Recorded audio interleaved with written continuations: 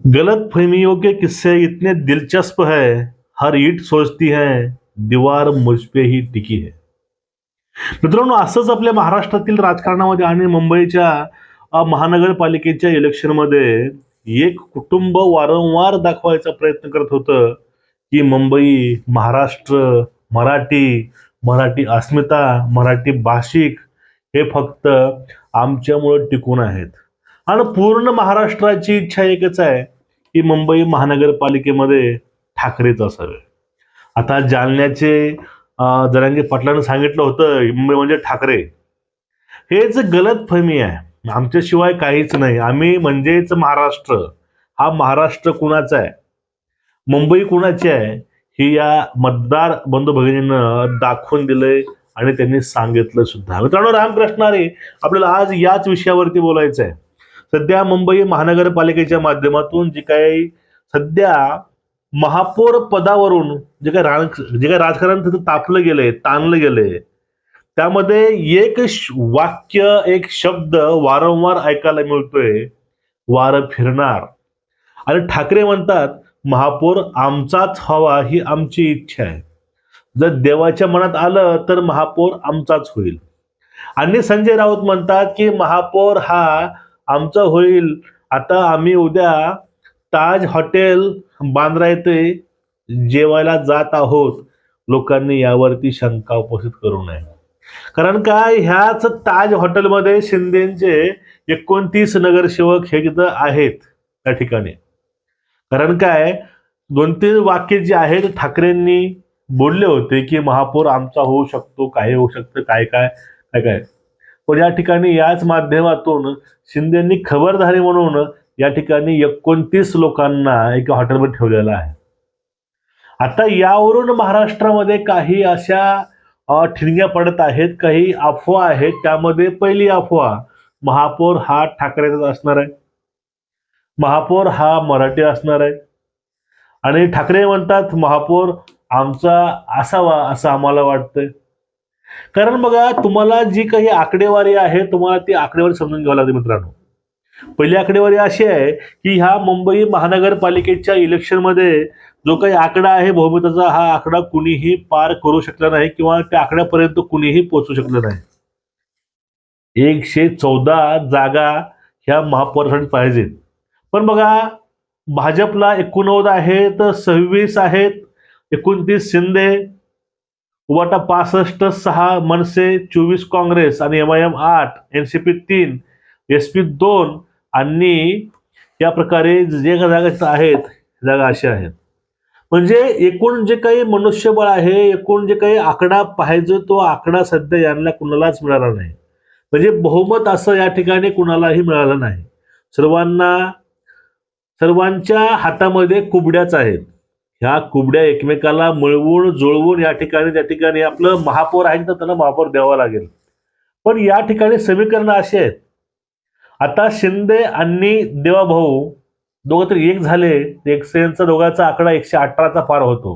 म्हणजे यांचा दोघांचा महापौर हा बसू शकतो. पण या ठिकाणी ठाकरे आणि काँग्रेस सोबत येऊन सुद्धा तो आकडा गाठला जात नाही. यासाठी कुबडी म्हणून वापर हा शिंदेचा होऊ शकतो. मग यांची आकडेवारी ही 118 होऊ शकते. म्हणजे दोन्हीकडे जे काही समीकरण आहे त्यामध्ये आकडा हा दोन्हीकडलाही मिळून 118चा होऊ शकतो. आणि यावेळेस जर महापौर व्हायचा असेल तर त्यासाठी शिंदे हे गेम चेंजर आहेत, शिंदे हे किंग मेकर आहेत. मग आता इथं प्रश्न असा येतो, बघा ह्या सगळ्या गणितावरती शिंदेंनी एकच काल उत्तर दिलेलं आहे. ते उत्तर म्हणजे काय, आम्ही आमची विचारसरणीसोबत कुठलीही तडजोड करू शकत नाही किंवा आमची विचारसरणी आम्ही सोडू शकत नाही. या सगळ्या प्रश्नावरती हे मला वाटतं की एक रामबाण असं यांचं उत्तर होतं. पण आता काही कारणं अशीही आहेत. आता जे काही बोललं जातं की आतापर्यंत 25 वर्ष सरकार हे शिवसेनेचं होतं मुंबईमध्ये. आता यावेळी सरकार हे शिवसेनेचं असावं, महापौर हा शिवसेनेचा बसावा. पण या ठिकाणी आता शिवसेना नेमकं अग्रेसर काय आहे, नेमकं शिवसेना आग्रही काय आहे, याचं आपल्याला एक कारण सांगता येईल की या 35 वर्षामध्ये 1985 पासून ते 2022 पर्यंत मुंबईमध्ये जे काही त्याचा खेळखंडोबा केलाय महानगरपालिकेचा, हा सगळा खेळखंडोबा आहेत. हे घोटाळे आहेत. हे घोटाळे ज्यावेळेस महापौर हा यांचा बसेल त्यावेळेस पूर्ण बाहेर यायचे चान्सेस हे 100% आहेत. असो, पण या ठिकाणी जो महत्वाचा मुद्दा आहे तो असाच आहे की या ठिकाणी ह्या सर्व प्रसंगावरती एकनाथ शिंदे हे कधीच मतदाराशी आणि भाजपशी हिंदुत्वाची गद्दारी करणार नाहीत याची गॅरंटी आहे. पण या ठिकाणी जी काही अफवा आहे, जी काही सध्या वावग्या उडत आहेत त्या फक्त शिंदेचं मोरल डाऊन करण्यासाठी किंवा जे काही नगरसेवक आहेत त्यांच्यामध्ये भीतीचं वातावरण कसं पसरवता येईल आणि लोक कसं अशांत राहतील, फक्त ह्या गोष्टी समोर ठेवून या ठिकाणी ह्या सगळ्या गोष्टी भासवायची कामं आहेत. पण सत्य तीच आहे की एकनाथ शिंदे ही चूक करणार नाही. जी चूक ठाकरेंना 2019ला केली होती ती चूक यावेळेस एकनाथ शिंदे करणार नाहीत. आणि महत्वाची गोष्ट अशी आहे ते म्हणजे सध्या सरकारमध्ये उपमुख्यमंत्री पदावरती शिंदे आहेत आणि शिंदे हे तेच आहेत त्यांना मुख्यमंत्री पदावरती याच भाजपनं बसवलेलं आहे. म्हणजे जे काही शिंदेंना आता फेमस का ग्लॅम मिळाले त्याला कुठेतरी साथ ही भाजपचीच होती हेही विसरून चालणार नाही. उद्धव ठाकरेंनी आपल्या मताशी आपल्या हिंदुत्वाशी गद्दारी केली तरी सोडलं आणि त्यांना लोकांनी दाखवून दिलं नेमकं तुम्ही हिंदुत्वाशिवाय काहीच नाही, तुम्ही एक असं प्रेत आहात त्यामध्ये आत्माच नाही. मग तेच चूक शिंदे करतील का? ज्याप्रमाणे महाराष्ट्राच्या राजकारणातून उबाटाची आता जी अवस्था झाली आहे ही अवस्था शिंदेंना स्वतःला करून घ्यायची का? उत्तर फक्त एकच येतं, नाही. कारण शिंदेचं राजकारण हे नेहमी हिंदुत्वामध्ये कुठलीही तोडजोड न करता बाळासाहेबांचा विचार घेऊन चालणार आहे. फक्त मुंबई महानगरपालिकेसाठी ते काँग्रेसला मांडी लावून आणि ते परत त्याच लोकांसोबत जाऊन बसतील असं मला वाटत नाही. ज्या लोकांनी यांना मिंदे म्हणून हिणवलं, गद्दार म्हणून यांना बोललं, मला असं वाटत नाही की या ठिकाणी ते जातील. कारण याचं अजून कारण आहे ते म्हणजे शिवसेना शिंदे साहेबांची जी आहे त्यामध्ये जी काही मधली आचारसंहिता आहे ती सर्वांना घेऊन चालणारी आहे. त्यामध्ये जे काही नेते आहेत, सामंत साहेब असतील, असे अनेक नेते त्यामध्ये आहेत. ते नेते हे एकमेकाचा समन्वय ठेवून एकमेकांच्या विचारांशी निगडीत ते एकमेकांचे जे काही विचार आहेत ते धरून चालणारे लोक आहेत. म्हणून हे लोक कुठल्याही परिस्थितीमध्ये कुठल्याही अवस्थेमध्ये ते शिंदे साहेबांना हा निर्णय घेऊ देणार नाहीत, हे तेवढंच खरं आहे. पण सध्या चाललेलं आहे की हे असं होईल, हे तसं होईल. जर उद्या राऊत काय म्हणले, उद्या मी त्या हॉटेलमध्ये जेव्हा जाणार आहे, तुम्ही समजू नका तिथे काय होणार आहे. म्हणजे बघा नेमकं ह्या लोकांना एवढं होऊन सुद्धा नेमकी यांना कॉमेडी कुठल्या लेवलची सुचते हेच कळत नाही.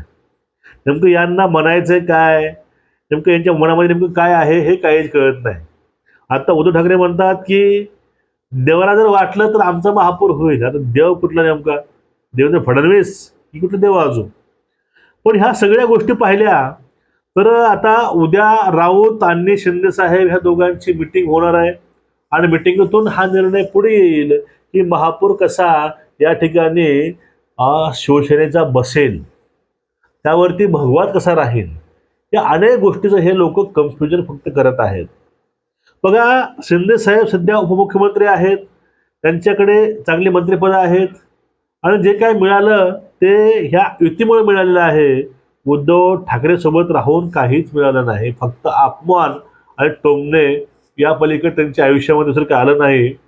आणि या सगळ्या गोष्टीला एकनाथ शिंदेंनी स्पष्ट सांगितलेलं आहे तरी आज असा कुठलाही वाव उरत नाही की शिंदे परत ठाकरे सोबत जाऊन फक्त महापौर पदाकरता आपले जे काही हिंदुत्व आहे, विचारसरणी आहे, जो काही त्याग आहे ते परत झिरो करतील अशी एकही आशा किंवा असं एकही या ठिकाणी टक्का आमचं मत होत नाही. आता तुम्हाला नेमकं या विषयावरती वाटते काय? मुंबई महापौर या पदासाठी शिंदे परत अनैतिकता विकतील का? किंवा ते परत जे गद्दारी हे लोक म्हणतात, शिंदे गद्दार गद्दार 50 खोके मिंदे हे काय, अशा लोकांचे जे काही ताणे सहन करून हे परत त्यांच्या मांडीला मांडी जाऊन लावून बसतील का? इथं हा एक मोठं प्रश्नचिन्ह उभा राहत आहे. तुमचं एकूणच या सगळ्या प्रकरणावरती, ह्या सगळ्या महापौराच्या ज्या काही वावग्यावरती तुमचं मत काय? तुम्हाला नेमकं वाटतंय काय? खाली कमेंट करून नक्की सांगायला विसरू नका.